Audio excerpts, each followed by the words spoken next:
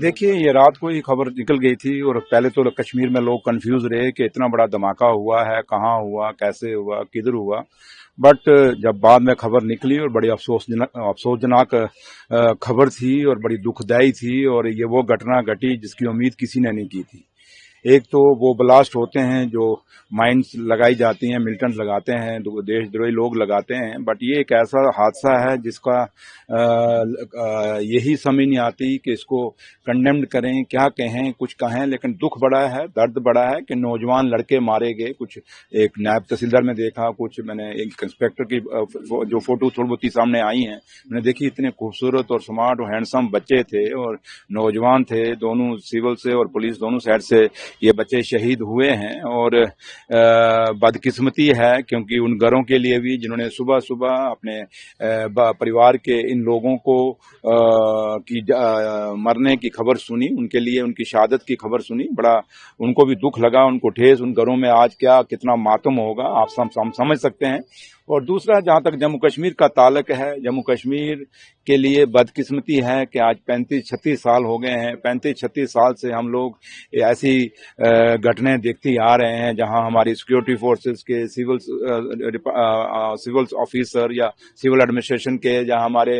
लोग जो आम शहरी जो लोग हैं, हमेशा उन्होंने अपनी शहादतें इस जम्मू कश्मीर को मजबूत करने के लिए, इस देश को मजबूत करने के लिए दी हैं, इस तिरंगे को हमेशा ऊंचा रखने के लिए अपनी शहादतें दी हैं। तो लिहाजा हम उस भगवान से यही दुआ करेंगे कि वो दिन आए जिस दिन जम्मू कश्मीर में शांति आए और हमें ऐसी घटना सुनने का मौका ना मिले, और जहां हमारे इन वीर जवानों का, हमारे शहरियों का, ऑफिसरों की शहादतें ना हों। तो लिहाजा लेकिन एक चीज जरूर कहेंगे कि इसकी हाई लेवल एक इंक्वायरी जरूर होनी चाहिए कि ये कैसे हुआ, क्यों हुआ, किधर से हुआ और वजूहात क्या हैं, क्योंकि जाने गई हैं और बहुत ज्यादा नुकसान हुआ है, और जो नुकसान जो है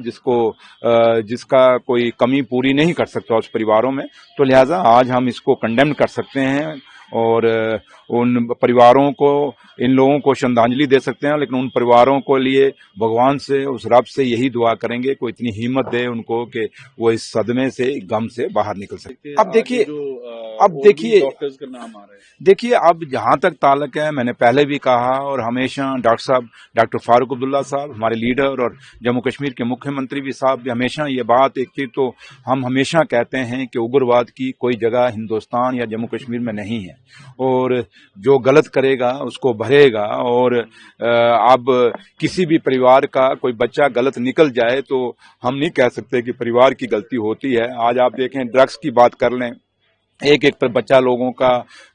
आज मारा जा रहा है ड्रग्स के साथ, लेकिन इसका मतलब थोड़ा पूरे परिवार की गलती है। तो इसलिए अब ये लोग जो बच्चे उग्रवाद के साथ जुड़े हैं, जो लोग जुड़े हैं, चाहे वो डॉक्टर्स हैं, चाहे, और बदकिस्मती सबसे बड़ी बात कि एक डॉक्टर, एक इंटेलेक्चुअल कौम, वो बच्चा, वो लोग उग्रवाद से जुड़ रहे हैं, बड़ा